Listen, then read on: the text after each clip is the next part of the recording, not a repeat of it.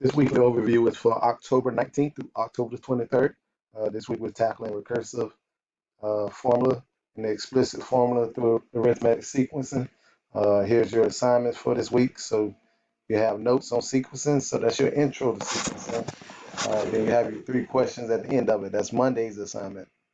On Tuesday, we're doing arithmetic sequencing uh, notes, and you also have 3 questions on that. Now, those two Monday and Tuesday notes will be printed out for hybrid A students, but won't be printed out for hybrid B students. So, if you're a hybrid B student, you need to make sure that you go in and copy those notes down and put them in your workbook. Uh, all that needs to be turned in for credit, so make sure you take a picture and put it into Schoology. Now, Wednesday, I want you to focus on your topics on Alex. So if you haven't finish your Alex 12 topics in 120 minutes, that's what you need to be doing on Wednesday.